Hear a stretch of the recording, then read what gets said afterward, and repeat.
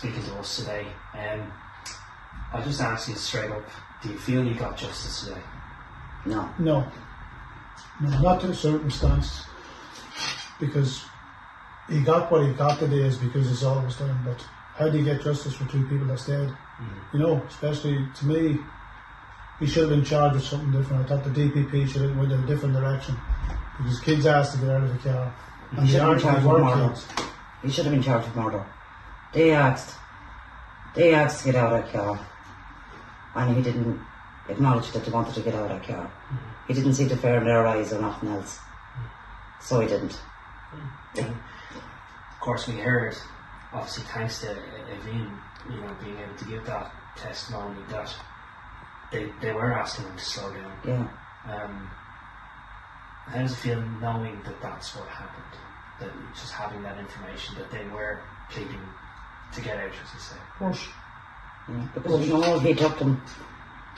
We know we let our child get into that car, knowing that he was trusted here at one stage, you know, to take them there and take them home safe. That we allowed him to take them into that car, think that he was going to get them there safe.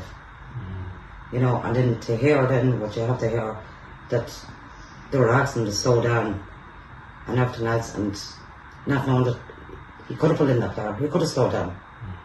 You know, they were no hurry to get there. They were just trying to enjoy a night out for their Debs. Yeah, one of the biggest nights of their life. That can never be taken back now. Can I ask you about Anthony McGinn? Obviously, he was somebody who you trusted at the time, and he was a family friend. Absolutely. Yeah. He would have been with me 7 days a week. Would have been on the bikes with me and never passed 40 miles an hour. Cars or anything. Never did. Always trusted him. So to hear the way that he behaved when you first heard that, tell me your reaction to that. I'd hate it, I was disgusted. It's not the word for it. You know, It's the man you trusted. You're trusting your child more than you were trusting yourself.